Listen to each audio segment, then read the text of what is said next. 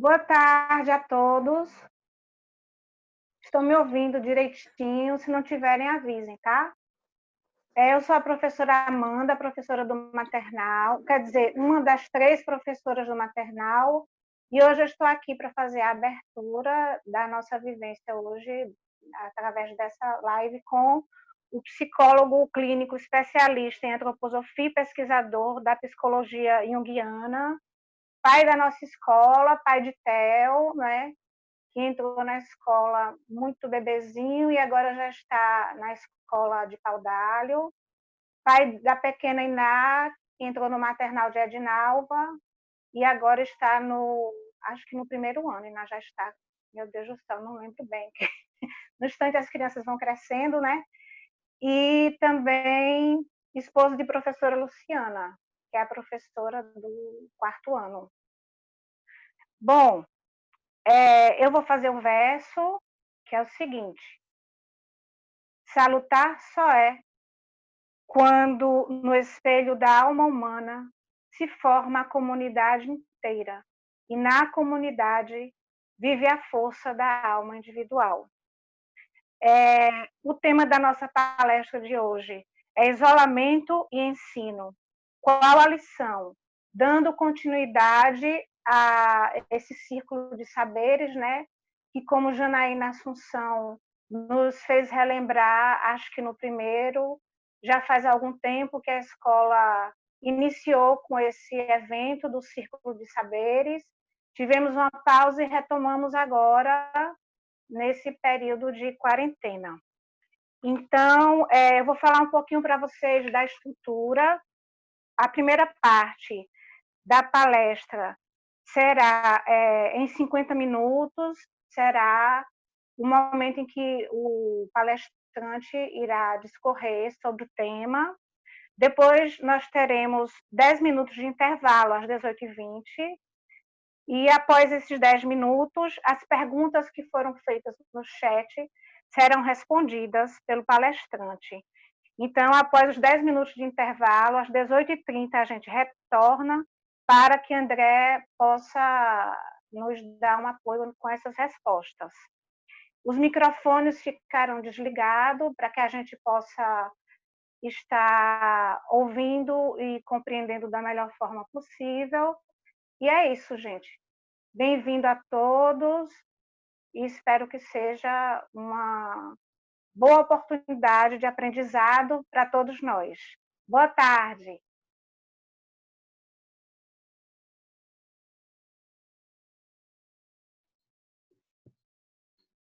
Boa tarde. Espero que vocês estejam me vendo aqui. Isso, olá, tudo bem? Olá a todos, muita gente querida e conhecida, né? Então, vamos começar, né? A gente vai falar hoje sobre... Vou compartilhar aqui a tela com vocês. Um minutinho só.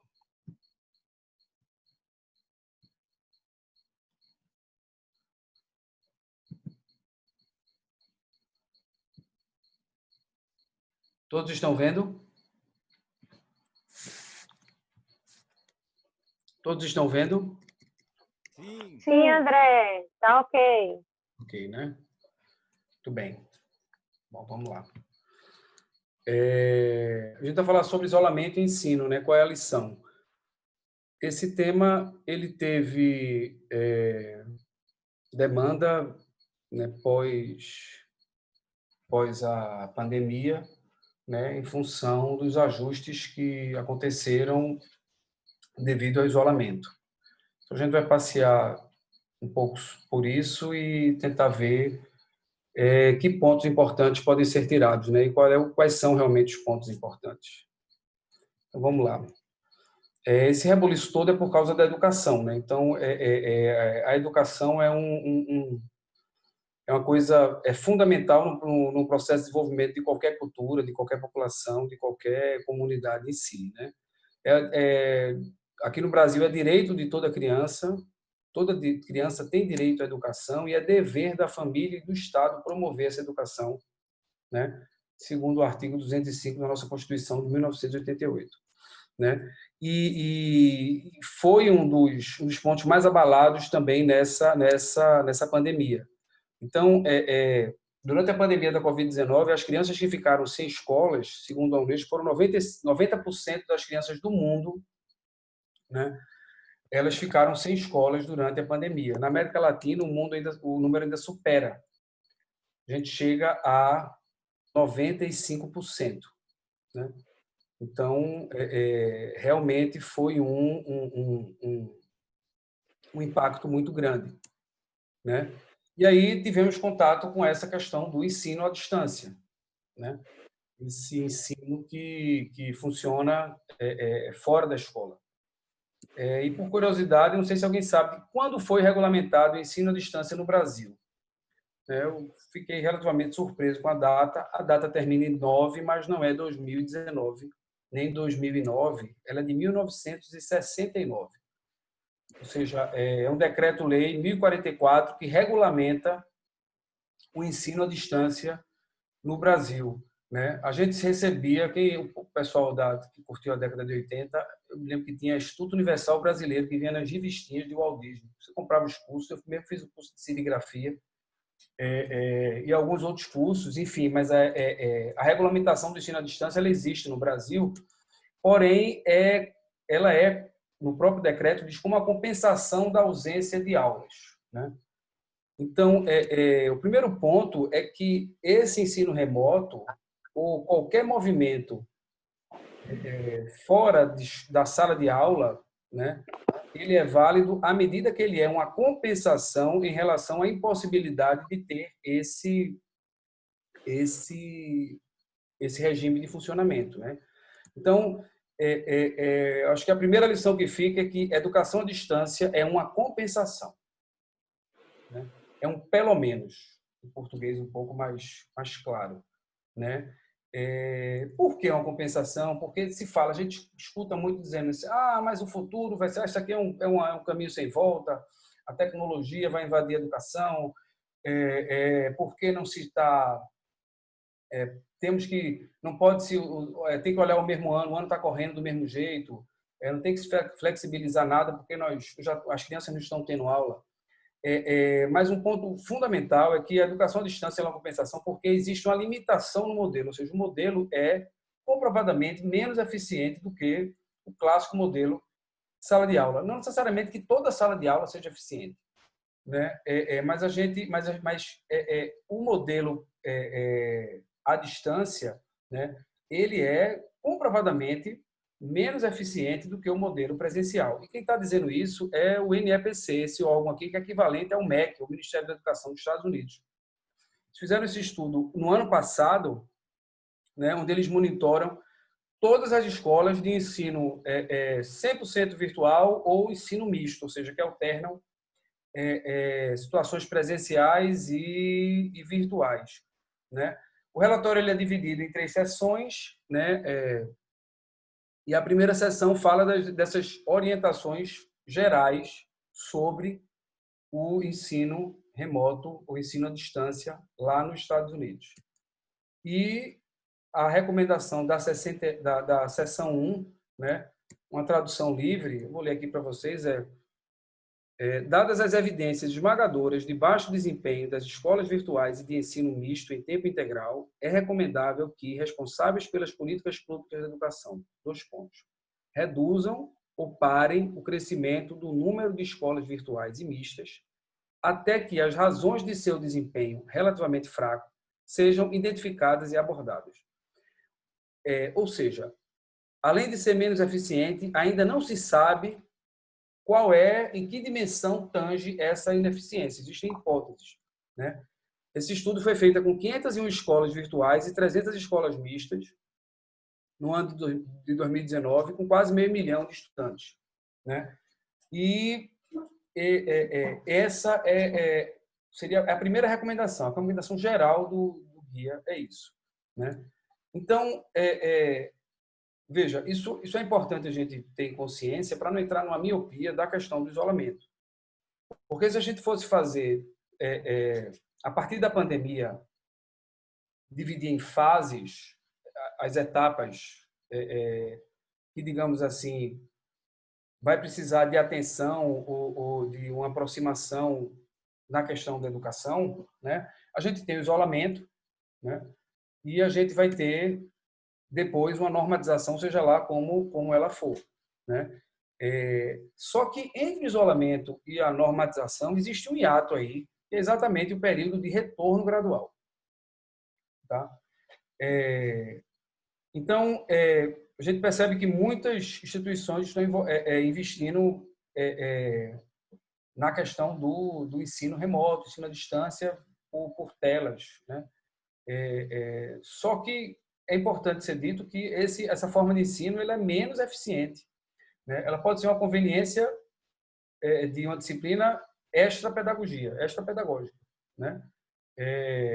Mas ela é menos eficiente. O foco da atenção da gente tem que ser exatamente nesse retorno gradual, pelos simples motivos de que durante o isolamento eu vou ter um período mais curto, se eu comparar com as outras ondas, né? E esse período indicado eu tenho uma redução de danos. A gente vai ver os motivos por quê lá na frente, né?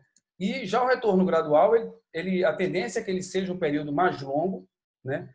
Ele exige realmente novas demandas técnicas, né? Dos formatos pedagógicos, das interações, como é que vai ser a sala de aula, vem todo mundo no dia, não vem, como é que vai ser a prova, a gente vai ver salas ímpares, porque a gente tem que dividir, veja, e eu vejo a Waldorf, de certa forma, até um pouco mais preparada do que, por exemplo, uma sala de aula que tem 50 alunos, 60 alunos, né, numa banca junto da outra, como eu já assisti aula em pé, então com ar-condicionado. Então, isso aí provavelmente vai demorar muito para voltar a ser admissível, e tomara que não seja. Mas existem demandas técnicas que essas é que tem que estar sendo pensadas agora, né, porque essas demandas serão maiores. Além do ajuste de infraestrutura, também, como eu acabei de falar, né? A gente está vendo algumas imagens aí que está rolando pelo mundo, a parte que está um pouco mais na frente, né? Que as academias estão fazendo uma coisa feita umas bolhas, né? Uns iglus agora, já vai estar vendendo um sinal. Esses iglus que você vai lá, monta o seu e fica fazendo a sua atividade ali isolado, mas cadê o espaço? Enfim, esse retorno gradual, né? Além de ser um período mais longo, né? Além de ele demandar tecnicamente ajustes, né, que vão migrar para a infraestrutura, né? Um ponto importante que não pode ser esquecido é que esse momento vai ser o fundamental, o acolhimento emocional de alunos, professores e famílias, né? A gente está vendo agora um movimento de reabertura, mas já especula-se que vai ter que talvez ter outra contração, e a gente muito provavelmente vai ficar nessa dinâmica de contração e expansão e contração, né? Mas nesse retorno é muito importante esse acolhimento emocional de alunos, né? Alguns estudos mostram que agora nos países que já abriram, né, existe uma chance de evasão escolar muito grande. Imagina aqui no Brasil que isso aí já é uma coisa cultural, né? Então, essa questão da essa evasão escolar, né? Mas principalmente em relação a como é que está o emocional dessas pessoas que estão voltando, né? Como é que vai estar o coração dos pais e das mães deixando a criança novamente na escola, né? Enfim, vai ser e uma coisa que agora está se falando mais, porque também ela está menos latente e mais evidente, é a questão do lote 2 da pandemia, que é o lote emocional da coisa. Então, na Coreia do Sul, que eles passaram em 2015 por um corona também, só que era a MERS, que era a síndrome respiratória do Oriente Médio, né? Das pessoas que foram isoladas, infectadas, internadas, 70% desenvolveram sintomas psiquiátricos. Ou seja, 10 pessoas que passaram pela pandemia, 7 desenvolveram sintomas psiquiátricos. 4 precisaram de tratamento. É engraçado que é quase o inverso do sintoma fisiológico, né? Ou seja, 30% é assintomático no respeito à saúde mental, né? E 20% e 80% é assintomático em relação à fisiologia da coisa. Mas o fato é que 70% tiveram sintomas psiquiátricos. Então, é natural que em função do estresse, em função dessa mudança, dessa adaptabilidade constante que a gente está fazendo, e aí a gente está hoje vendo um recorte da educação, mas existem as questões econômicas, existem as questões familiares, né? Existem as questões conjugais, enfim, tem uma série de outras questões que é um balaio de ajustes, né?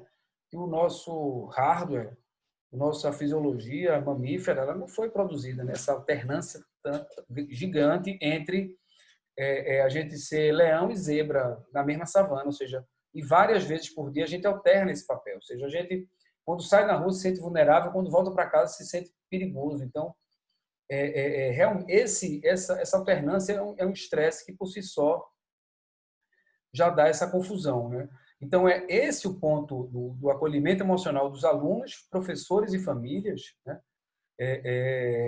Esse é que é o ponto central desse retorno gradual, porque o período vai ser longo, é fato, e as demandas técnicas e os ajustes de infraestrutura, de alguma forma, eles são compulsórios, né? Esse acolhimento emocional de aluno e professores, ele não pode ser negligenciado, né? Mas a gente tem que ter uma atenção muito grande para não atuar nos casos em que estiverem já virando já inflamados, entendeu? Então, esse trabalho de acolhimento, até de um movimento gradual, desse retorno do retorno gradual, né, já seria interessante. Né? Então, fala-se muito, a gente está falando muito ainda do isolamento, como está sendo, qual a plataforma e por aí vai, mas assim, e esse retorno gradual é que realmente precisa ter seu foco da atenção. Então, esse é o ponto, é o fator humano que corre o sério risco de ser esquecido, tanto no formato do ensino, né, como também nos atores do ensino, né? Nessa hierarquia a quem a gente está, quem é o foco da coisa, né? Então, o foco realmente é no humano. Então, independente de se a criança está alfabetizado, está rendendo ou não, a gente está vivendo uma pandemia global, né? Com famílias perdendo entes queridos, grupo de amigos perdendo, enfim, tensões de restrição de movimento, restrição de convívio, né? E aí, mas a gente tem que saber como é que faz a fórmula de Bhaskara. Vamos lá, B2 menos 4AC sobre... Entendeu? Então, acaba gerando nessa desconexão, né, do que realmente é importante. Então, a educação é para as crianças, né? E é feita pelos professores e pelos familiares, né? E o Estado dando esse suporte. Então, alunos, professores e familiares, esse que deve ser o nosso foco em função da previsão desse retorno gradual ser castigante e demorado, né? Porque provavelmente vai apertar e afrouxar, né? Como as dinâmicas da natureza de contração e expansão, né? E aquela coisa, as emoções têm uma assistência técnica um pouco mais complicada, né? E elas são mais sutis, né? Uma conexão banda larga o cara pode resolver, um hardware, um equipamento, você pode resolver, mas uma estigmação, um estigma infantil, por exemplo, difícil, às vezes demora. Quem trabalha com, às vezes os adultos chegam aqui com uma série desses estigmas infantis, né? Uma série desses traumas e esse estresse pós-traumático que vai estar atuando e já como consequência durante esse retorno gradual, né? Então, é um trabalho conjunto entre familiares, professores, né, e o aluno.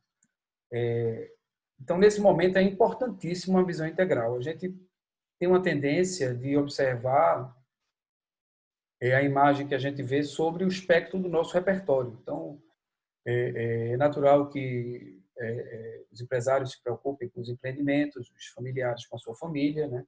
Os professores com os alunos, né? Enfim, mas a gente tem que ter essa visão integral, não só do processo de ensino, né? mas também dos partícipes desse processo de ensino, né? É fato que focou-se muito nesse período de isolamento, de dar aula de qualquer jeito, mas às vezes esse qualquer jeito pode ser mais prejudicial do que propriamente útil, né? Então, essa visão integral, ela envolve também não só a educação, mas envolve também a saúde. Como é que está? O aluno está sendo educado. O seu peso corporal mesmo ou posso pegar mais peso? Tem alguém... Beleza, descansa. Então, essa visão integral, por exemplo, ela tem... Um minutinho, André, por favor. Um minutinho, por favor. Sebastião, vê quem é que está com o microfone ligado para desligar, por favor. Estou procurando aí quem é.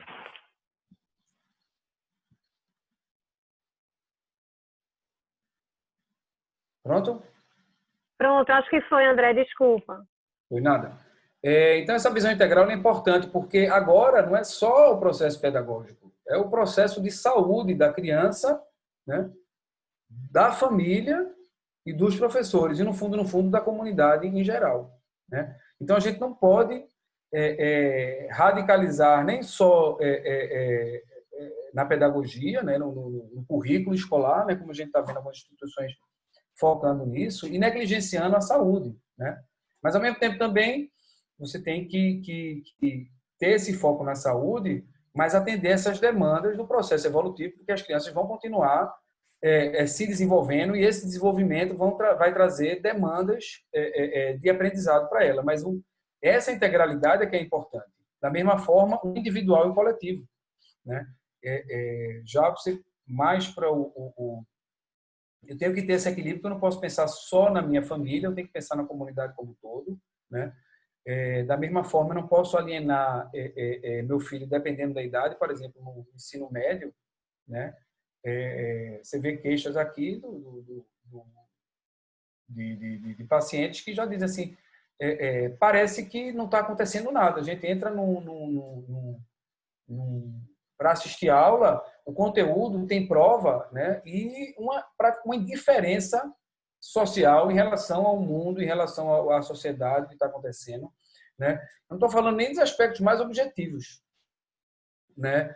De simplesmente ter uma conexão banda larga em casa e por aí vai, mas essa alienação do indivíduo, do coletivo, com foco muito grande no individual, né? Ao mesmo tempo também eu não posso também, por pensar no coletivo, impedir que manifestações setorizadas, as demandas das famílias, as demandas dos professores sejam negligenciadas nesse sentido. Então, essa visão integral ela é importante, da mesma forma que a cognitiva e que a emocional. Você vê que a gente vive numa época que a maioria do ensino que se apresenta hoje, essa parte emocional está completamente negligenciada antes da pandemia, né? E agora, coerentemente, continuou negligenciada, né? Então, essa visão integral é que ela precisa não só ser uma visão integral da escola como um todo, da comunidade, né? Mas também dos conceitos, né? Educação e saúde, individual e coletivo, e cognitivo e emocional. Por que essa visão integral ela é importante? Porque ela vai harmonizar essas diferenças, né? E por que esse assunto agora? Por que falar disso nessa época de pandemia? Será que esse ponto realmente é importante para ser tocado? Será que é um ponto emergente? Sim, porque essas diferenças individuais e sociais elas aumentam com o ensino remoto, né? Ou seja, esse ensino à distância ele tende a aumentar essas diferenças, né? Ou seja, tende a ser mais efetivo para alunos que possuem melhor desempenho. Isso o estudo mostra, né? Ou seja, alunos que têm bom desempenho, eles continuam tendo bom desempenho, né? E aí surge a pergunta, será que o cara aprende independente da escola? Acho que pode ser, né? Mas, e além da infraestrutura, essa questão da diferença, você imagine o que é para um professor dar uma aula com todas as telas apagadas, sem saber como é que o aluno está. Às vezes, raros casos aqui, raros casos, vastos casos aqui dos meninos na brincadeira, dizendo assim, ah, não, André, eu fecho a tela e vou dormir. Fico lá no fone de ouvido, ligado, e de tempos em tempos passa como se fosse uma fiscalização, é como se fosse um toque. Abre a tela, aí eu tenho que ficar ligado para aparecer na frente da tela e aparecer lá que eu estou. Né? Então, esse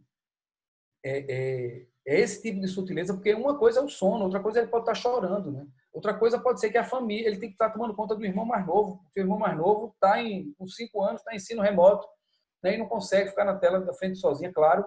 Né? Então, aí o que acontece? Como é que vai ficar esse aluno nessa corrida? Então, se eu considerar, por exemplo, esse período de isolamento como valendo, eu não estou sendo integral. Eu estou, pelo contrário, salientando essas diferenças, além da infraestrutura. Por exemplo, aqui no meu consultório, eu atendia numa poltrona. Né? Durante esse período de isolamento, a maior parte do meu tempo foi sentado aqui nessa cadeira, diante de uma tela como essa. E aí, dentre outras coisas, eu tive que fazer alguns ajustes aqui, ajuste de iluminação, já estou com iluminação boa, né? Um suporte para poder atender na cadeira mais confortável, né? Da mesma forma, lá em casa, teve que fazer tanto de equipamento para as crianças, para eles terem acesso, né, aos conteúdos, né? Mas como também de espaço, porque esse estudo em casa vai exigir mesinha, e para os professores que trabalham, para as pessoas que estão de home office, ver que essa infraestrutura precisa ser, ou seja, não tem ergonomia para ficar 4, 5, 6 horas, além dessa questão dessa administração do tempo não seguir a mesma lógica. Né? Então, por exemplo, a internet em casa no Brasil, 67% dos brasileiros têm internet em casa. Na classe DE, esse número cai para 40%. Né? Ou seja, de 10 famílias da classe D e E, apenas 4 têm internet em casa. Né? E nem sempre é de boa qualidade.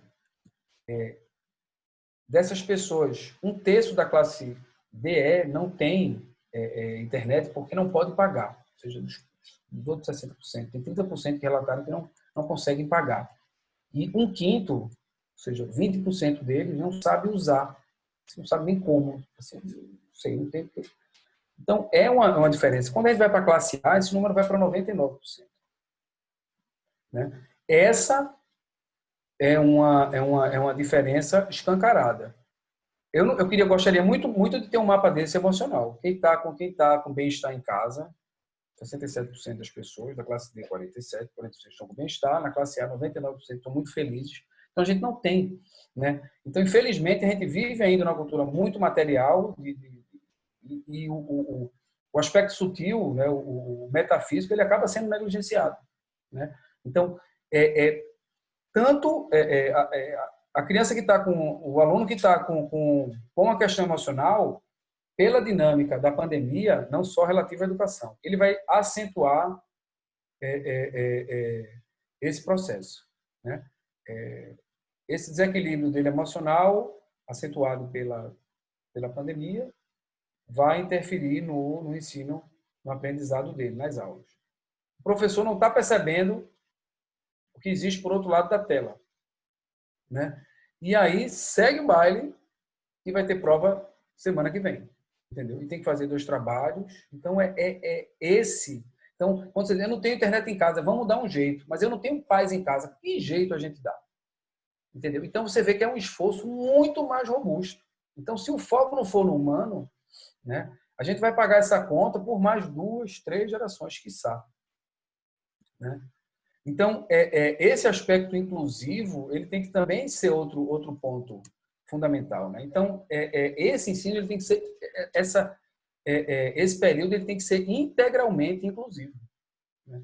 Ou seja, ninguém larga a mão de ninguém. Né? Tem que, mais importante do que...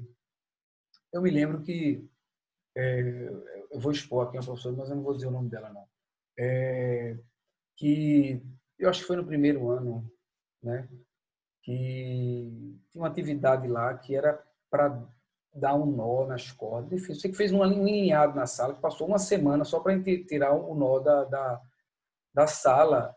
E meu primeiro impulso na cabeça, disse, poxa, e atrasou o conteúdo uma semana, né? Mas o aluno, o importante é ficar para a criança que solidariedade é mais importante do que qualquer matéria da escola. E aquilo ali eu posso pegar depois, posso aprender depois. Solidariedade, se não é trabalhado nesse período da infância, é muito difícil, entendeu? Então, uma criança dessa, ela provavelmente ela tem mais facilidade do grupo, né? Então, é muito mais aquela coisa. Fico usando esse exemplo assim. Você faz um experimento, assim, você pega uma pessoa e bota para ela servir 5 sucos, o copo dela mais 4, só que a jarra só dá para 4, né? Isso é um exercício interessante porque é importante que a pessoa entenda que a solidariedade é mais gostoso do que suco, entendeu? É esse aspecto da inclusão, né? É mais importante do que que a gente estava vendo, porque muitas vezes a gente esquece o que viu naquela semana, mas essa situação me marcou até hoje, né? Então a gente precisa nesse momento, mais do que nos outros, ser, né, fortemente inclusivo, né? E essa inclusão não é só social, ela é inclusão emocional, tem que ter acolhimento. Essa inclusão ela é transdisciplinar, né? É saúde, educação, é economia, então é tudo. É como Steiner, de alguma forma, dimensionou todo o conhecimento. Então, é aplicável em tudo. Então, tem essa inclusão de todas as ciências, né? Não é uma forma de ciência, é uma forma de ver a ciência, né? Então, é importante esse aspecto inclusivo, porque reduz as diferenças individuais e sociais, né? E fortalecer a relação família, educação, família, escola, né? Então, a gente entende que nesse período, pelo menos, né, era piadas assim, um relato assim, mas ele está muito agitado em função dessa pandemia. Então, na verdade, ele é agitado. Depois que ele vê filme, ele fica agitado, mas ele fica sempre agitado depois que fica muito exposto às telas. Então, essa consciência, embora que compulsória, que aconteceu em algumas famílias, de eu tenho que ser responsável, eu também sou responsável pela educação do meu filho, né? É importante eu estar atuante nessa responsabilidade. E assim também como família, né? Eu estar atuante na minha escola. E é interessante que teve o nome jurídico eu esqueço, se foi emenda, se foi uma proposta, não foi uma nota, se não me engano foi uma nota, um parecer do Conselho Nacional da Educação, com algumas orientações durante esse processo de pandemia para as escolas, né? E dando uma lida nessas orientações, é interessante ver que exatamente são esses os princípios que, na pedagogia Waldorf, já são praticamente compulsórios às famílias, né? Então, ele fala que, nas recomendações, nas notas, ele fala que o papel da família em relação ao ensino remoto, ele é, digamos assim, se possível, né? Se possível com a presença dos pais. O que a gente está vendo aí, como era na dever de casa, na tarefa de casa, e a criança não consegue fazer aquilo sozinha. Então, por que o dever de casa? Se ela não consegue fazer sozinha. Como é que eu dou uma aula para a criança se ela não consegue assistir a aula sozinha? Se eu não tenho gestão desse assistir a aula? Como é que eu posso considerar essa aula como dada? Como é que eu posso considerar esse assunto como visto, né? Então, ao mesmo tempo também que deu essa consciência dos pais desse processo de educação, também é importante que os pais eles entrem também nas escolas. E as notas elas recomendam a formação de grupos de pais, né? Grupo de apoio aos pais, grupo de interação escola, família, né? Porque para reduzir, minimizar essas distâncias do isolamento. Porque se a escola, no ensino tradicional, era uma coisa distante das famílias, assim, só era perto no boleto do dia 10, do dia 5, né? Com a tendência do ensino remoto desse, que ela suma, vire um aplicativo. Entendeu? Você fica sabendo do que o menino tem que fazer hoje no aplicativo, você fica vendo os indicativos do que ele fez, do que ele não fez, o seu filho está do lado, mas você está vendo pela tela, né? Então, essa indiferença que ela fica latente e a gente não pode deixar ela se manifestar, né? Se atuar, dominar, né?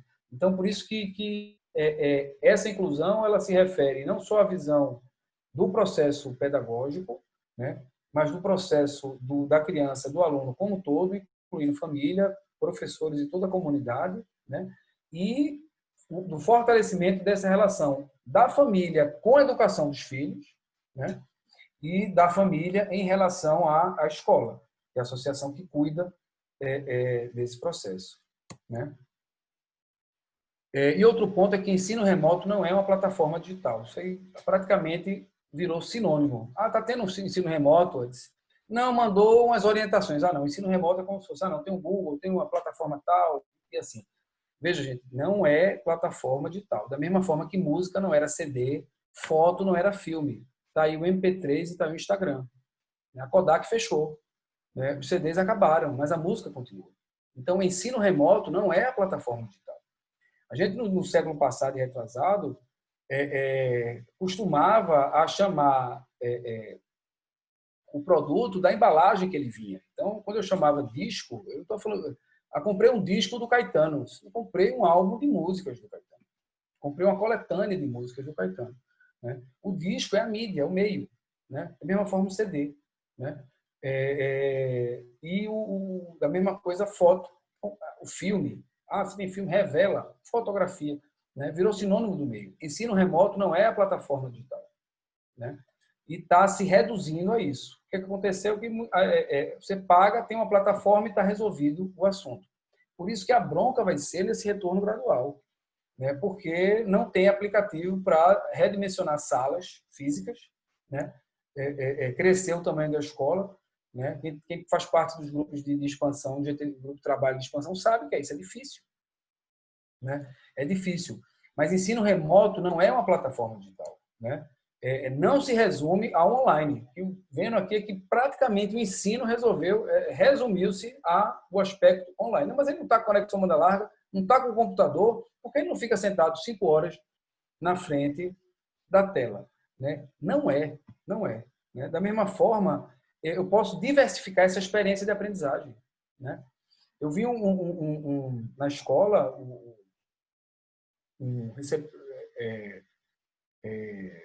a gente recebeu um guia para Iná muito interessante, falando da época e dos conteúdos que eram para ser trabalhados, as histórias que podiam ser contadas. Então, chegou um kitzinho em casa com as coisas. Então, esse é o ensino remoto acontecendo, mas não necessariamente precisa ser uma plataforma. Pelo contrário, né?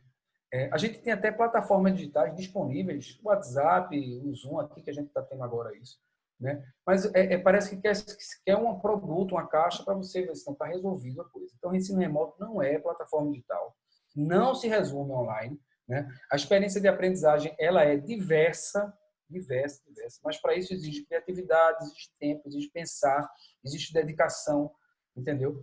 E ela, para o quê? Para incluir elas numa rotina do ambiente doméstico, que era o que contemplava no material. Então, é ensino remoto, né?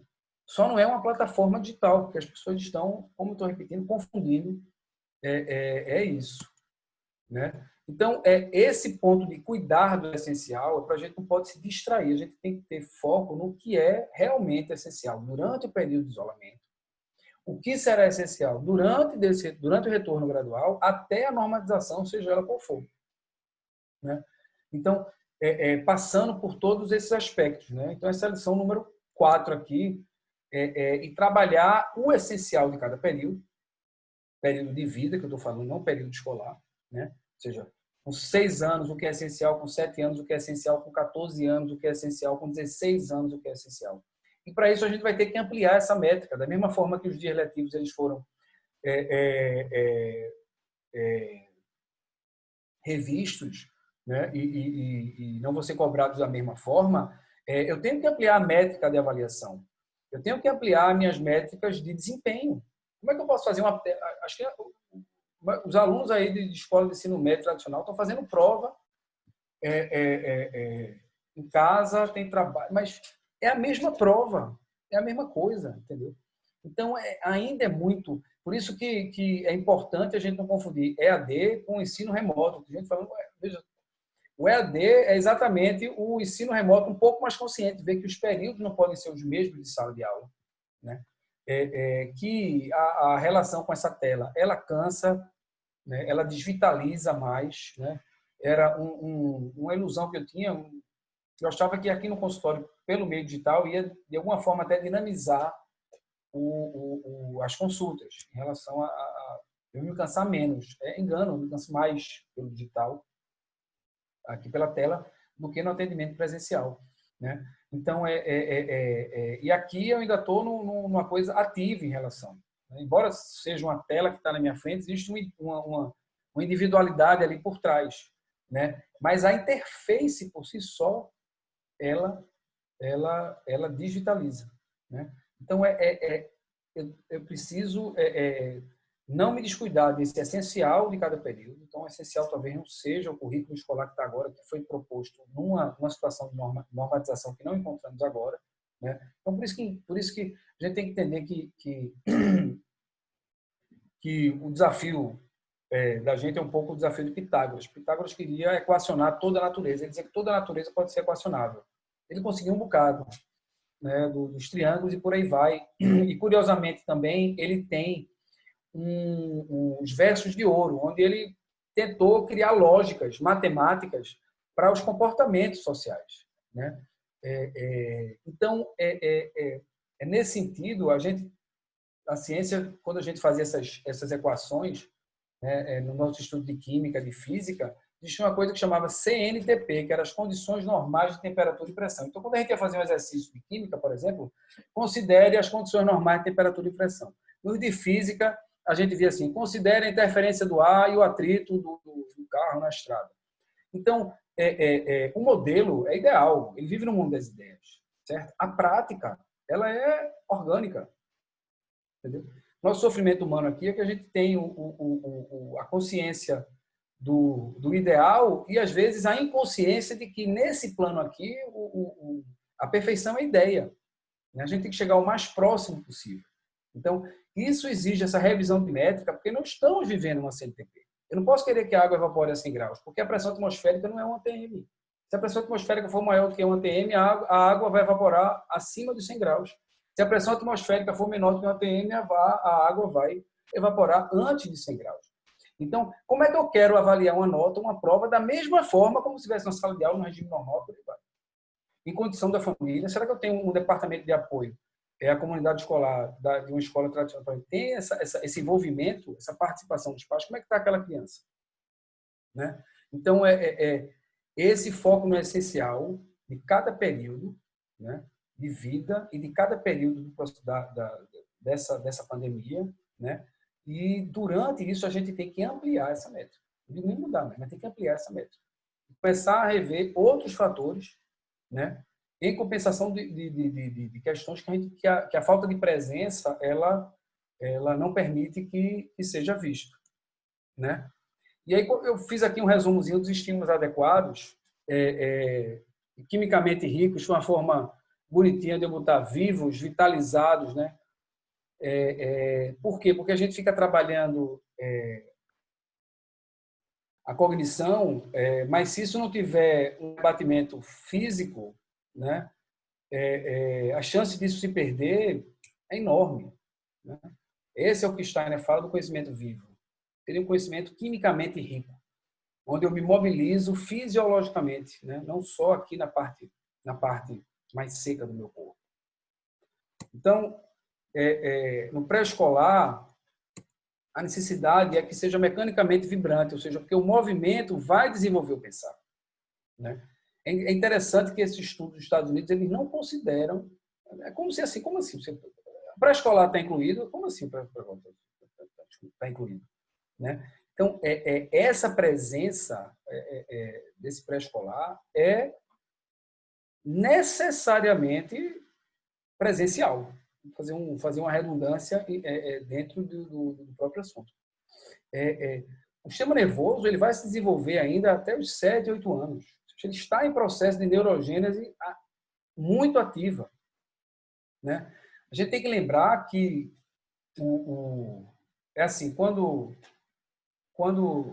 nosso DNA surgiu pela primeira vez, metade da célula masculina se juntou com a metade da célula feminina e deram origem a uma fita de combinação inédita entre todos os seres que vivem, todos os seres que já viveram e todos os seres que ainda vão viver. Então, vamos dizer assim, você é único, literalmente. É passado, presente e futuro. Então, essa célula, o ovo, que ela mede em torno de 1 milímetro, 0,1 milímetro, ou seja, 10ª parte de um milímetro, ela, em 13 semanas, 12 semanas, ela constrói um corpo humano inteiro. Ela se multiplica de forma criativa e ordenada, né? E em 12 semanas ela constrói um corpo, né? Se a gente for voltar um pouquinho no processo, essa célula vai se dividir em grupos que formam 3 tecidos. Esses 3 tecidos é como se fosse assim, um lençol de dentro, um lençol do meio e um lençol de fora, uma coxa de fora, né? Essa coxa de fora é o ectoderma, né?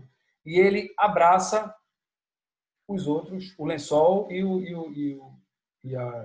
os 2 lençóis de baixo, certo? Como se fosse um edredom que abaixa o lençol de cobrir e o forro da cama, né? Essa coxa, que é esse ectoderma, ele dá origem à nossa pele, ok, né?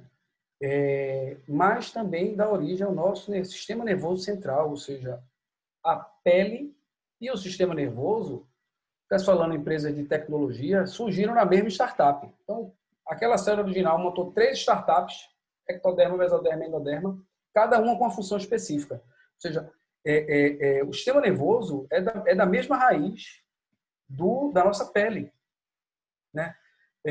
E não precisa recorrer à antroposofia para saber que o movimento gera neurogênese. Precisa de movimento, precisa estimular o tecido, o movimento mecânico da pele para poder essa massa branca, que é o sistema nervoso periférico, é quem estimula o sistema nervoso central, que é a massa cinzenta. Então, por isso que para eu acertar o solo de Leila, de Eric Clapton, não adianta eu ficar vendo o vídeo milhares de vezes, eu tenho que ficar repetindo o movimento milhares de vezes, centenas, dependendo do que ele faz, né? Da mesma forma que mesmo quando adulto, eu por uma lesão no córtex que me impede um AVC, por exemplo, que queima, digamos assim, que danifica o tecido cortical, para eu recuperar aquele movimento que aquela área tomava conta, eu não vou ver vídeos de pessoas andando. Eu preciso de 2 coisas. Eu preciso do movimento, mas eu também preciso de intenção. Preciso ter a intenção do movimento, né? Então, por isso que você vê como é bonito no jardim, as crianças cantando, se mexendo, fazendo a coreografia. Ali, o menos importante, veja, estou reduzindo aqui, tá? Não é o menos importante, mas se fosse na hierarquia. Para a biologia, para o desenvolvimento do sistema nervoso, o que ela está cantando ali influencia muito pouco. Aqueles versos gigantescos que dizem, o conteúdo muito pouco, ali não é, digamos assim, fisiologicamente não é o ponto. O ponto é que eu estou moldando, no caso daqueles versos longos, plasticamente a capacidade de memória daquele sem desenvolvimento. Ou seja, eu estou enchendo de baía de mielina ali, que é um negocinho como se fosse uma fita isolante que o sistema nervoso faz nos circuitos que são mais dominantes. Porque o estímulo elétrico vai, da sinapse vai, e ele pode se diluir no caminho, né? Então, o organismo vai lá e faz essa baía de mielina como se fosse uma fita isolante. Então, essas conexões na infância, elas acontecem numa intensidade muito maior. E essa conexão depende do movimento físico. Então, assim, é difícil realmente ter o que é que sustenta, por exemplo, neurologicamente, um ensino remoto, por exemplo, através de telas para crianças ainda nesse pré-escolar, na infância. O que precisa ser mecanicamente vibrante. Ou seja, esse é o ponto. Precisa ter um entusiasmo ali e esse movimento, certo? Porque esse movimento é o que vai desenvolver esse pensamento, né? E no fundamental, que é um período também equivalente ao segundo setênio, ele precisa ser emocionalmente vivo, né? Porque essa vitalidade dessa juventude, dessa criança que está virando jovem, é o que vai desenvolver essas emoções dele, né? Então, precisa ter esse encanto, mas esse encanto já é emocional, né? Precisa ser uma coisa que faça rir ou chorar, que toque. Por quê? Porque ele está tendo uma mudança de corpo, de hardware, está instalando, que vai ter novas substâncias circulando no corpo, ou novos órgãos em atividade, certo? Isso vai inaugurar novas percepções, né? E o sentimento é o relativo a essa trilha sonora que está tocando durante o processo dessas percepções. Se relacionar durante esse processo, determinados contextos, uma trilha de sofrência, né? Esse jovem vai ficar um adulto, essa criança vai virar um adulto que vai relativizar a sofrência àqueles determinados estímulos, né?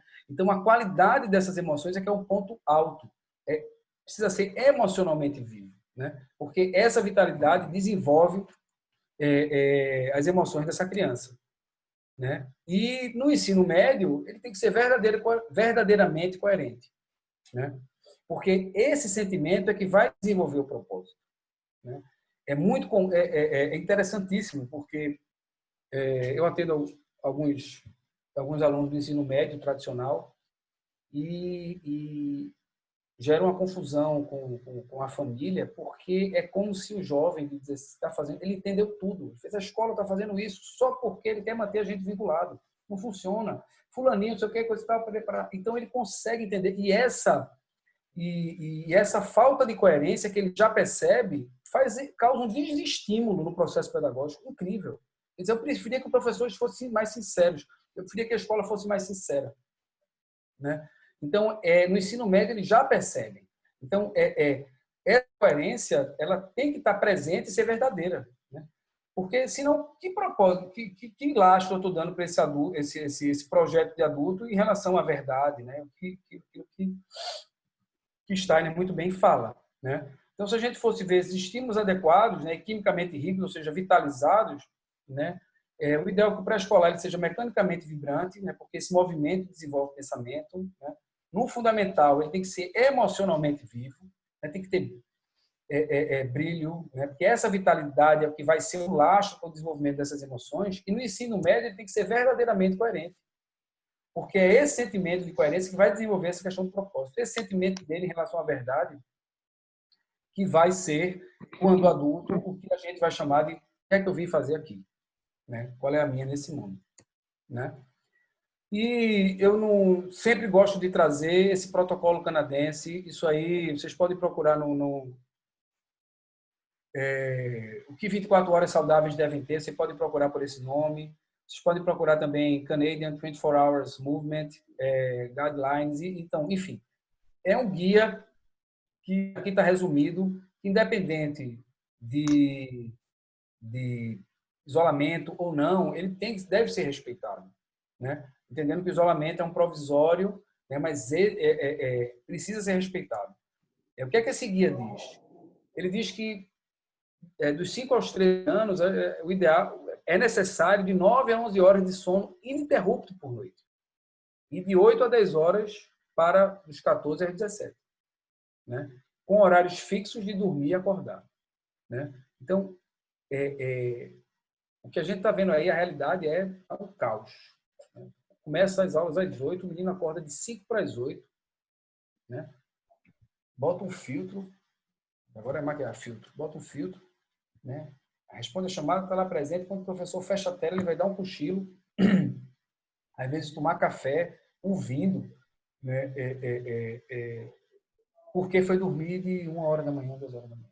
Então, o sono aí o sono é fundamental. Escolher uma coisa, vamos preservar o sono. Duração e horários fixos de dormir e de acordar, né? Tenho dificuldades de horário de dormida. Foca no horário de acordada.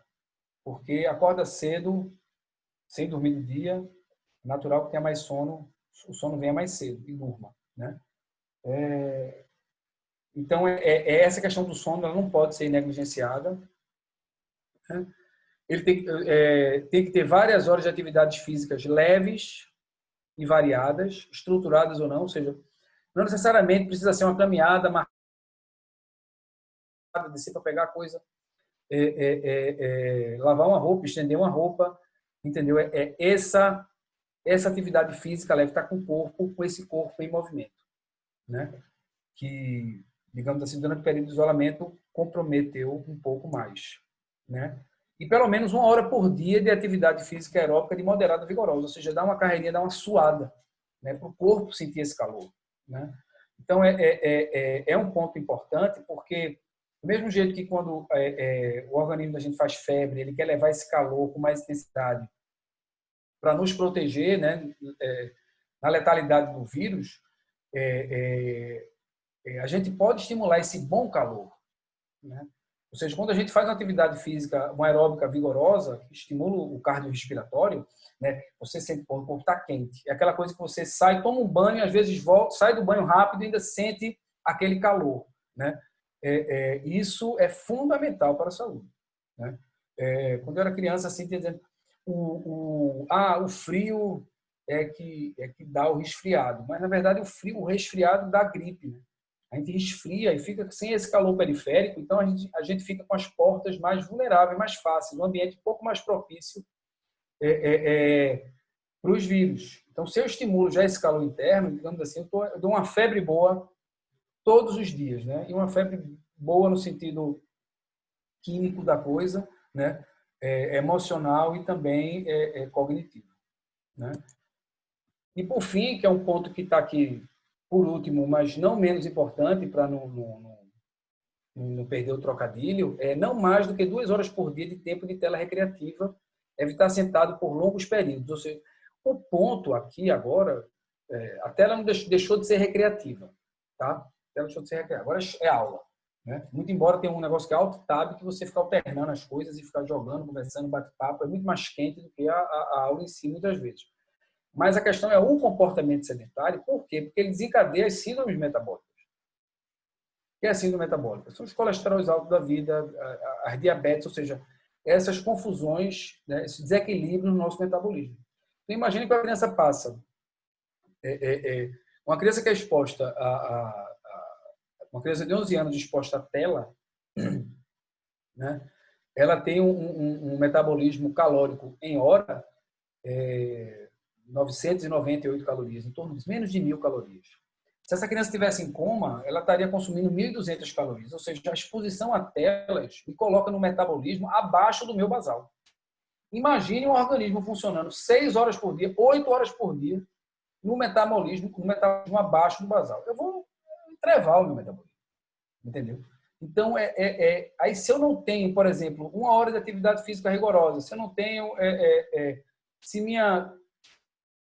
meu movimento não é muito restrito, praticamente sofá, não ajudo no movimento, não faço grandes esforços, né? O que é que vai acontecer com esse metabolismo? A gente está vendo aí crianças, né, com problemas de problema metabólico, né? Com diabetes, com colesterol alto, enfim. Né? Então, esse o ponto. Então, a atenção em relação ao ensino remoto por tela, ele é ainda mais agravante. Ele exige uma compensação, né, motora, né? Dependendo da idade, talvez não valha nem a pena. É isso que os estudos mostram. Então, por exemplo, hoje, a exposição à tela, já nos Estados Unidos, antes de 3 anos, é proibido. Entendeu? É feito bebida alcoólica, não é para ser exposto, né? E a tendência é que esse limiar suba, porque já foi 2 anos. Né? Já não foi. 2 anos, agora foram 3 anos. Então, esse cuidado com esse comportamento sedentário. Então, famílias que têm um filho que passa mais dessas 2 horas por dia em comportamento sedentário, sentado por muito período, né? Tem que ter compensações, né? Porque isso vai ajudar a integralidade toda da pessoa. Então, tem que dormir bem, tem que se mover, tem que dar uma suada e ficar pouco tempo parado, né? Esse é o menor parte do tempo, né? Então, fica aí para vocês, qual é a lição de vocês, né? Qual a sua lição em relação a tudo isso que está acontecendo? Cada vez mais eu vejo de forma clara que o paradigma da saúde desse século ele é mental, passa pela saúde mental. Nós temos a morbidade que mais afeta hoje é uma doença mental. A depressão era a expectativa que ela fosse a segunda, mas ela está indo para a primeira agora em 2020, certamente. Mas esse contexto todo me vem uma palavra, um conceito, na verdade, que é o conceito da psicologia junguiana, que é a questão da individuação. Aí já é um pouco para nós, já adultos, né? Individuação, basicamente, você dispor das suas melhores habilidades pessoais em prol do coletivo. É quando, na fase evolutiva da psique, ela entende que ela tem que se preocupar com o legado da coisa, né? Então, essa crise dos 40 é uma mudança desse rumo. Então, nós já vivemos os primeiros 40 dias de viagem e temos mais 40 dias. Eu preciso dar uma revisada. Então, do que dos 0 aos 20 a gente desenvolve nosso corpo físico, ficamos adultos. Dos 20 aos 40, a gente vai desenvolver a nossa individualidade, né? Quem sou eu? E dos 40 em diante, dos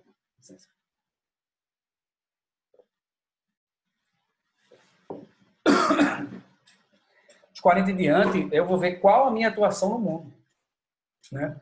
Então, sem dúvida que esse contexto de saúde, ele exige que nós fiquemos mais atentos em relação ao nosso papel. E esse papel em relação à minha saúde, né? Escuta-se muito, quando inventarem a vacina, tudo isso vai estar resolvido, né? Essa instituição que irá nos salvar já foi a igreja. Quando o Messias voltar, vai estar tudo resolvido. Quando Deus vai estar tudo resolvido. E todo mundo quer mudança, mas ninguém quer mudar. Entendeu? A gente tem um dispositivo no nosso corpo que dá conta desse vírus, é a nossa imunidade. Só que essa imunidade, ela passa por um processo que a salutogênese esquematizou muito bem feito, que envolve não só a minha fisiologia, envolve meus padrões de comportamento, envolve também minha coerência em relação ao que eu penso, ao que eu sinto e aquilo que eu faço, né?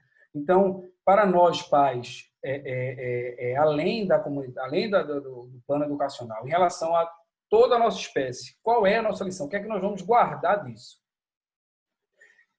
O que nossa fisiologia tende a aprender, ou seja, uma vez que eu pego sarampo, eu não adoeço mais de sarampo, né? Nossa consciência tende a esquecer.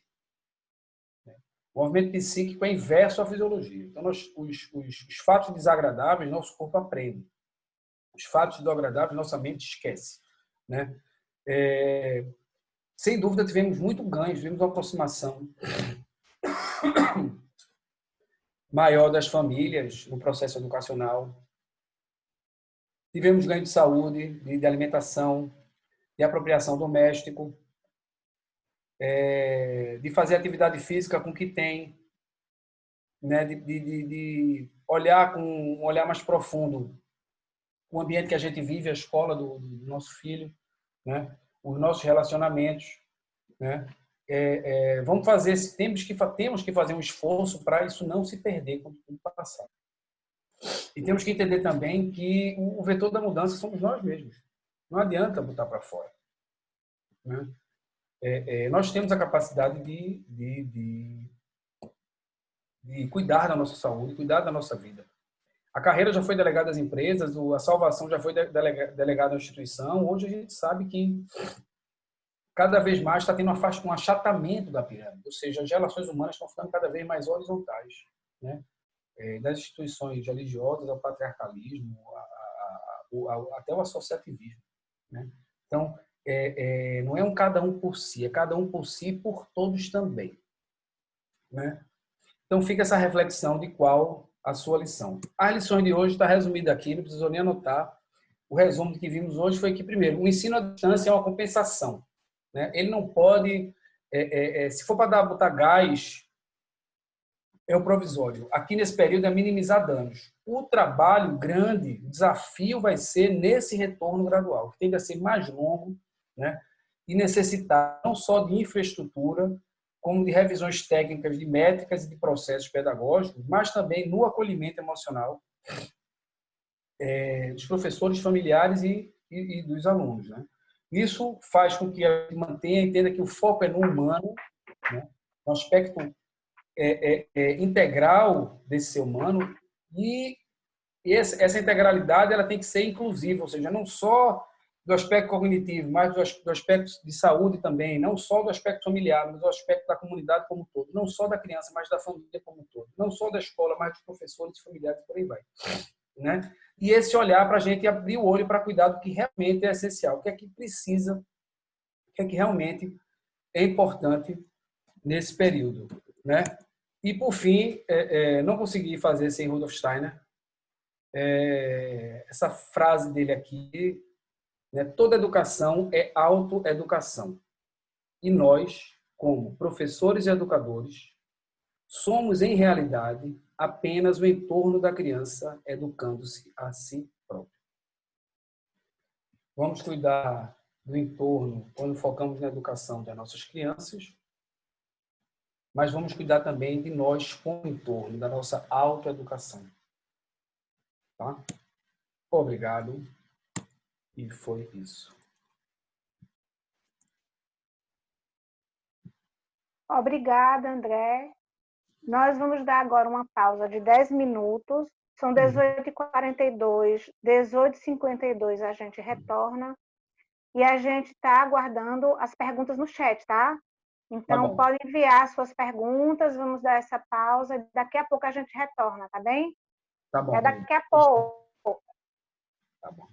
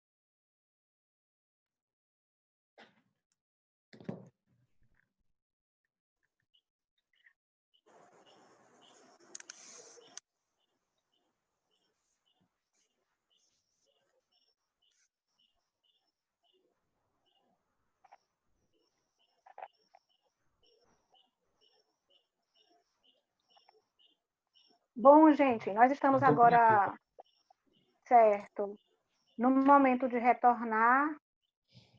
Teve uma pergunta de Letícia Pessoa e nós vamos abrir os áudios. Então, Letícia, se você puder repetir a pergunta para André, tudo bem para você? Tudo bem, posso repetir a pergunta. Pode ser Tá agora? bem. Tá. Pode. André tá aí, né? Eu não estou Estou conseguindo. aqui. Beleza. Pronto. A questão que você falou sobre naquela hora do fundamental, né? Você disse que as emoções têm que ter uma qualidade. É isso que eu entendi. Né? O que traz as emoções tem que ter uma qualidade. Aí eu queria que vocês falassem mais um pouco sobre isso, se é isso mesmo ou se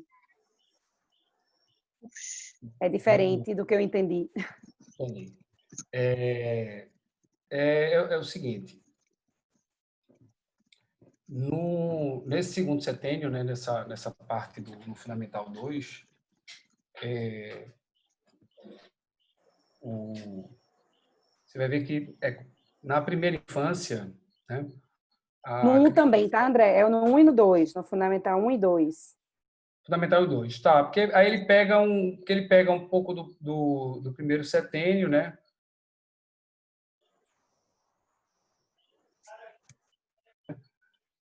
A questão toda, vamos dividir pelo setênio, né?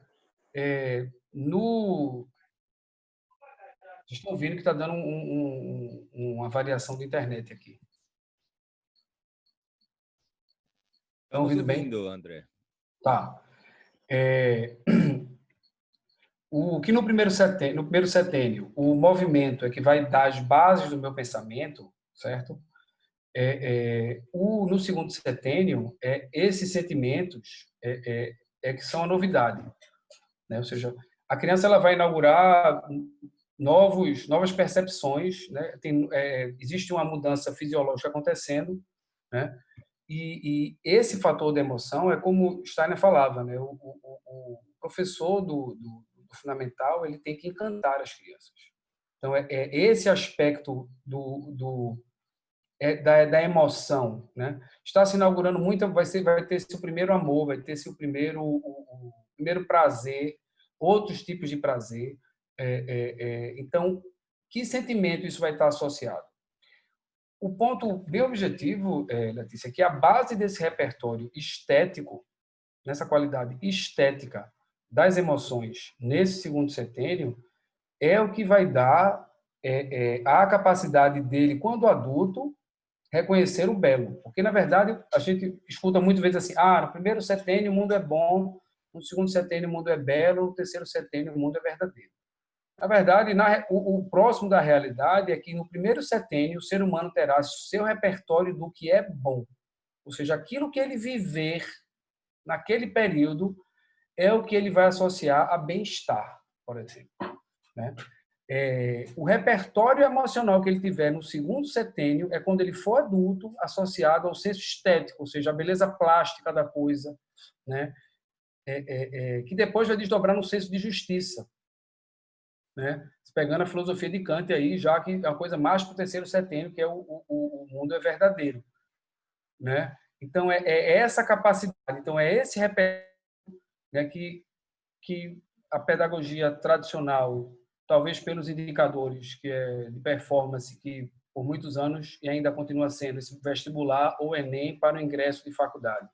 Né? Não uma coisa mais ampliada, então foca-se muito só nesse aspecto cognitivo. Certo? Mas existem outras bases que precisam ser trabalhadas. Né? Então, você vê uma escola de países educações que levam a educação a sério, você vai ver que tem o enfoque acadêmico, mas você também tem o enfoque artístico e também tem o enfoque esportivo. Né? E o movimento também precisa, porque eu estou fazendo neurogênese, todos nós aqui já estão fazendo, numa intensidade menor.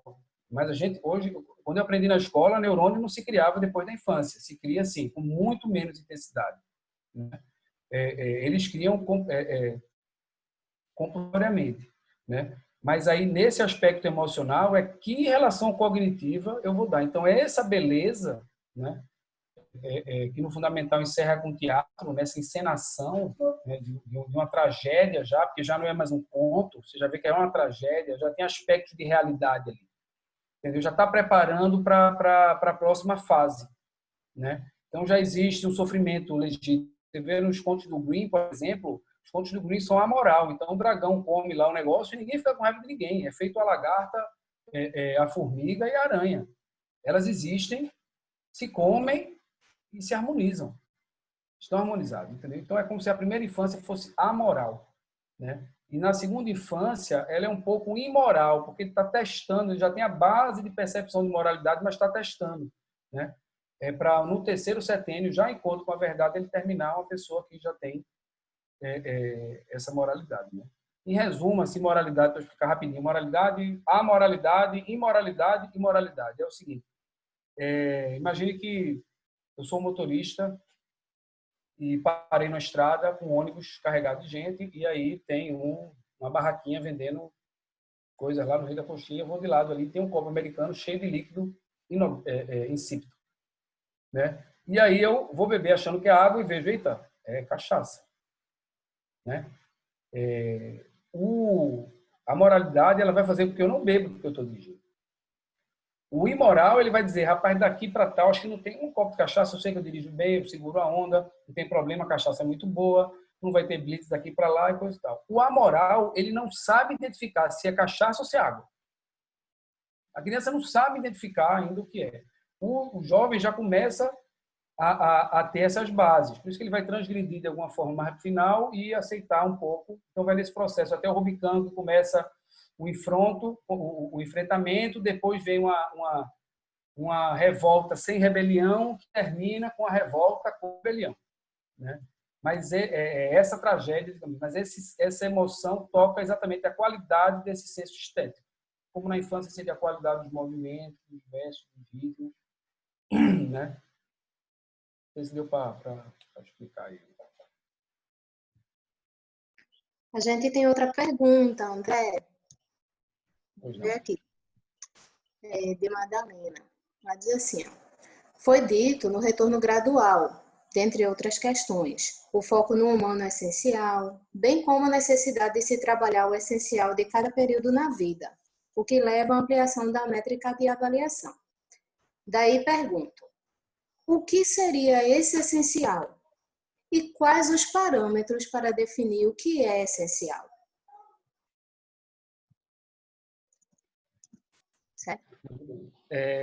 A gente tem o que é essencial na dimensão, por exemplo, individual do aluno, mas no contexto pedagógico, por exemplo.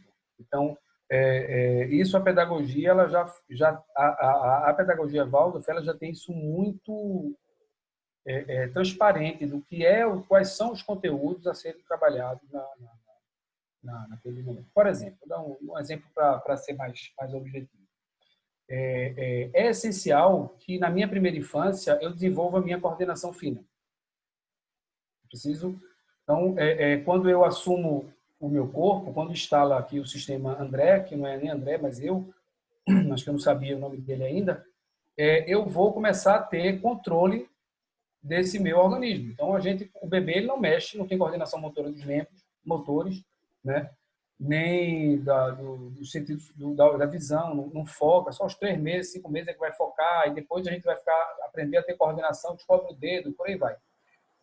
É nesse processo de tomada de consciência, de tomada do corpo, vai chegar um ponto que eu preciso não só levantar o braço, eu preciso fazer uma pinça, eu preciso ter essa habilidade. O essencial não é o caderno de caligrafia. O essencial é o exercício, o treino da habilidade motora. Entendeu? Então, esse é o ponto. Para a gente não ficar refém da métrica ou digamos assim, do meio da coisa. Entendeu? Então, talvez seja muito mais lúdico realmente o rabo do tigre, para ficar ali, ó, do que, por exemplo, copiar letras como eu copiei. Entendeu? Eu ficava desenhando um círculozinho lá de fora e eu via a professora brigando comigo, você não pode desenhar, tem que fazer a letra aqui, ó. Embaixo, isso eu com 5, 6 anos de idade. Entendeu? Então, qual é o essencial daquela coisa? E assim, fica a reflexão também, o essencial para quem? Eu estou vendo o essencial para quê? Porque para a escola, uma empresa, manter as matrículas em dia, entendeu? E os empregos dos professores ou qualquer coisa dessa. Mas isso é um ponto de vista. Então, a gente convive com a multidimensionalidade de pontos de vista, né? Então, tem que fazer esse recorte dentro da coisa, de cada ponto de vista desse, entendeu? Então, mas assim, eu falo nesse sentido do que é essencial. Então, talvez o currículo que a gente tem na escola hoje, talvez ali muita coisa não seja essencial, porque dali pouco eu me lembro de algumas coisas, né? Ou talvez o essencial seja tudo que for apresentado tem que ter uma coisa viva, uma experiência prática, um sentido, né? E mais de dentro para fora do que de fora para dentro. Se a gente começasse já com esse essencial, o essencial é que vem de dentro para fora. Como o Rubens Alves falou na entrevista com a Bujano, Provocações, ele disse: eu não acredito em ensino. E ele é um educador, né? E ele corrige imediatamente. Ele fez: eu acredito em aprendizagem, porque hoje estão se focando muito na metodologia de ensino e pouco no processo de aprendizagem. As escolas por aí, as instituições de ensino por aí vendem metodologias de ensino. Vamos, tal. A mesma coisa agora, estão vendendo metodologia de plataforma de ensino remoto. Então, essa metodologia é uma sigla, geralmente, enfim, mas é esse. Então, só esse essencial, que ele tem que ser de dentro para fora, tem que fazer sentido, e tem que ser de dentro para fora, por exemplo, isso só já é. A brincadeira não é a receita, é ativar esse olhar, entendeu? Poxa, de tudo na minha vida, começa com um exercício que eu passo aqui muito no consultório, é arrumar a bolsa. Estou em dúvida de saber o que é essencial na minha vida. De manhã, como é que está a sua bolsa? Geralmente a bolsa está pesadíssima. O exercício do dia, a meditação do dia é arrumar a sua bolsa. O que é que eu vou precisar, o que é essencial para mim, para eu sair de casa hoje e resolver aquilo que eu estou me propondo. Bom, você pode pegar uma reflexão dessa, de tirar a carteira, tira a caneta, bota a chave do carro e você ali pode ampliar esse aqui do meu quarto. Entendeu? É esse o exercício. É esse o exercício. Esse de o que é que você vê, por exemplo, que é essencial. Né? E aí a gente vai construindo esse repertório com base nessa convivência em comunidade, né? Com os professores, com os profissionais de escola, com as famílias, em casa, por aí vai. Não sei se deu para responder também. Deu sim, André, está respondido, viu?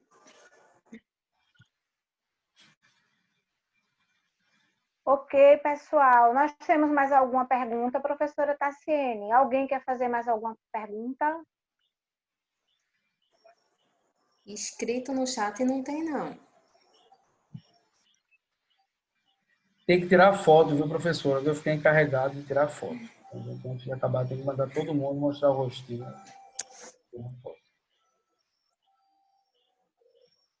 Sebastião, a gente pode fazer uma tentativa de abrir os microfones para, de repente, alguém se sentir mais à vontade de falar. Vou fazer isso, vou abrir todos agora. Peraí. Amanda, estão falando aqui que mandaram alguma pergunta para você. Janaína, está dizendo que mandou, Amanda.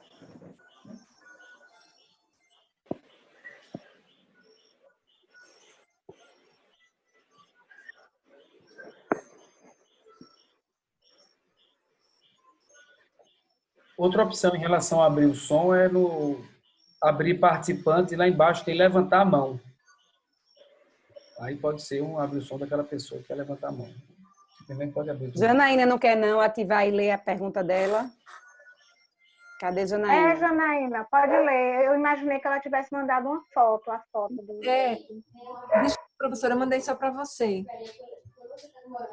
Certo, eu posso ver depois. Viu? Posso falar também, sem problema. Então pronto, fale, por favor. Pronto, a pergunta também é bem genérica na linha que a Madalena perguntou.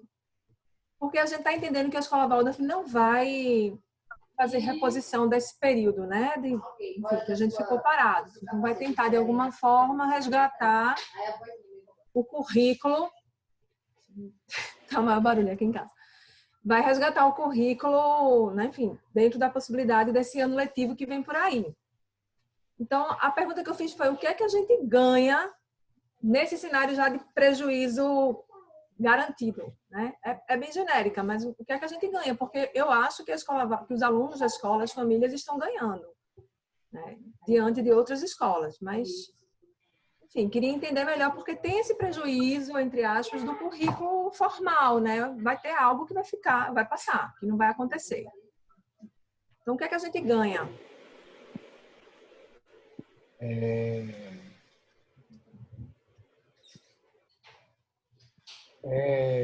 Eu nunca repeti de ano, na escola.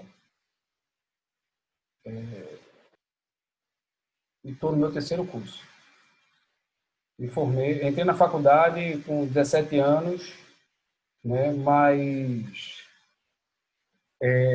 durante o processo vi que engenharia não foi uma boa escolha, mas enfim, levei a faculdade por quase 10 anos para terminar o diploma. Foi válido, mas enfim, quando eu ganhei no todo. Então é um pouco de uma doce ilusão da gente achar que está tudo previsível e vai voltar, porque, veja, a forma como a gente deveria olhar, que eu espero que as autoridades olhem, é que, eu estava usando até esse exemplo recentemente em casa. Veja, uma coisa é assim, houve uma festa e eu não fui. Tá? A festa houve. Aí eu posso, essa pessoa, houve uma perda, porque eu não fui para a festa, eu não vivenciei as experiências da festa. Quando nos encontrarmos depois da festa, tempos depois, eu não vou ter aquelas memórias nem aquelas experiências. Só que não houve festa. É diferente. O que está acontecendo agora não é uma região do país, uma categoria, não é o mundo todo. Né? O fato é que eu acho que o posicionamento da escola está certo, porque, não sei se consciente ou inconscientemente, mas assim, coloca-se em conta o emocional da coisa. Entendeu? Ou seja, não adianta ele ter só cumprir um currículo, certo? Mas deixar, por exemplo, uma síndrome que eu vi na geração, e boa parte das pessoas que estudaram comigo, essa frase eu vi algumas vezes e ainda escuto, não escuto mais porque talvez a galera tenha decidido mesmo, que assim, pronto, terminei a faculdade, parei de estudar, agora eu vou ganhar dinheiro. Então, essa relação com aprender, né? O que é que você está fazendo? Você está se matando no ser humano aquilo que ele tem de mais precioso, uma das coisas que a gente tem mais precioso, que é esse desejo de aprender. Eu gosto muito daquele verso, né? Para que eu possa estar ansioso em trabalhar, para que eu possa ter desejo em aprender.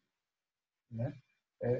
Tá, esse seria o... A professora Débora perguntou um verso no começo, eu acho lindo esse verso. Tem muitas vezes nos bons dias, né? E aquilo ali me tocava profundamente. Quer dizer, poxa, eu estava durante o processo, eu fiz a segunda transição de carreira, mas assim, eu preciso ter desejo de trabalhar, ansioso de trabalhar. Não posso não estar ansioso em trabalhar. Entendeu? É mais importante do que o que eu vou fazer, porque 50% das profissões dos próximos 20 anos não vão existir, ainda não existem. Ainda não existem. Né? Isso quem está dizendo não é Goetheano, é Harvard. É um aplicativo, quando o robô vai roubar meu emprego. Entendeu? E ele diz, um estudo detalhado, os gráficos bonitinhos, né? O percentual de digitalização, de robotização da sua profissão, que você escolhe, e por exemplo, o quão vai ter disponível, ele vai literalmente, o mercado vai cair. A minha está ótima, né? Então, nos próximos 30 anos, não tem previsão de um software atender uma pessoa, né? Nem de fazer isso. Mas o ponto que a gente tem que ver, Jana, para quem tem um pouco conhecimento do mercado financeiro, diz o conceito de day trade, que é o cara que ganha no dia, o cara que aposta no dia. Às vezes a gente está muito day trade na vida, a gente fica só vendo o ano de 2020 e não abre o espectro todo. Entendeu? Então, porque o que pode dar num ganho curricular, ele pode dar um prejuízo muito maior, né? E muito mais difícil de consertar, né? Se for uma situação emocional, um trauma de relação ao ensino, entendeu? Uma alienação do contexto familiar, que às vezes a família está vivendo um outro momento, mas o menino tem que fazer prova, né? Um tio morreu, senão vai ter prova, calma, não vai não. Então, são essas distorções que você está consciente que não é ter certo nem errado.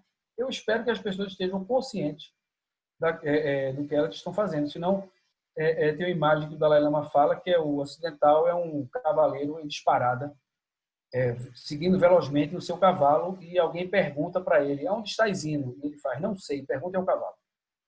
Então, é esse o ponto, entendeu? Então, fosse um ganho bem objetivo assim, eu diria que só a escola está fazendo essa movimentação os pais já estão economizando aí, talvez algumas sessões de terapia no futuro, pagos pelos próprios pais ou pelos próprios alunos, né? Mas é isso, essa visão um pouco ampliada, né?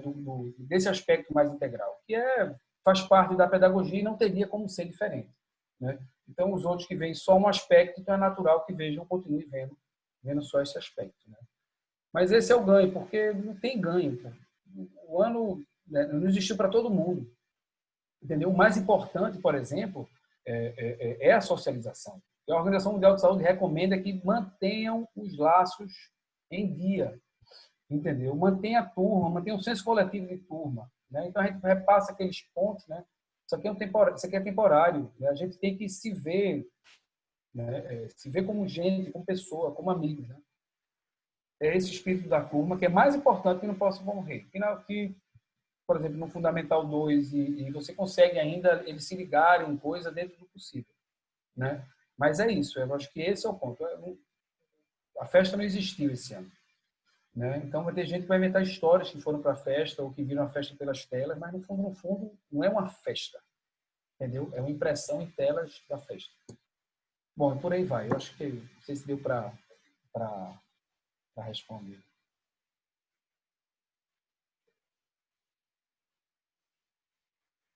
Ok, pessoal, a gente tem alguns minutinhos ainda. Alguém deseja fazer alguma pergunta? Nós tivemos alguns comentários, foram muito pertinentes e interessantes. Vocês podem ter acesso no chat. E se ninguém tem mais nenhuma pergunta, acho que a gente pode encerrar, pessoal. É isso mesmo?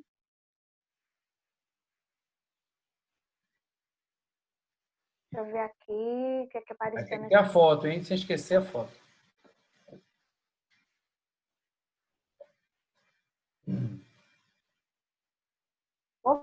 Ok. Alguém pode tirar essa foto? Gente, eu não consigo não tirar a foto aqui dessas pessoas. Eu estou no celular, é muito pequenininho. A gente tem que ligar as câmeras, né? Para ligar poder... as câmeras, se possível, ligar as câmeras e André ficou responsável pela foto. O próprio palestrante vai tirar a foto.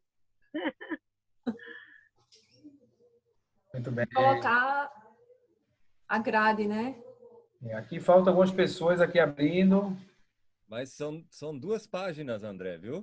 2 páginas. Não vai contemplar, eu vou tirar as fotos das 2 páginas, tá? Vocês fiquem parados, né? Vou lá tirar a primeira. Aí, sorriso. Eu vou tirar na minha segunda. Aqui, de novo. Outro clique.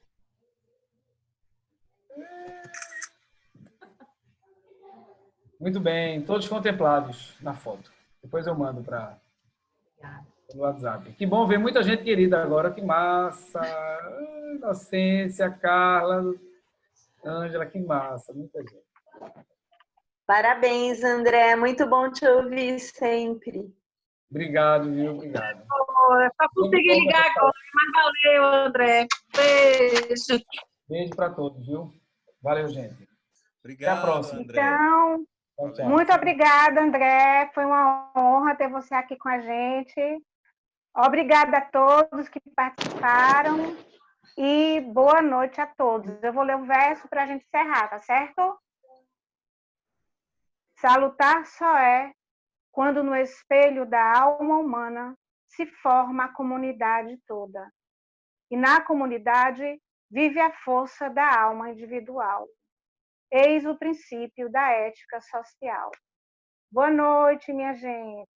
Boa noite. Boa noite, boa noite. Boa noite, tchau, tchau. Boa noite. Boa noite. Obrigada, André. Boa noite. Boa noite. Boa noite. Boa noite a todos.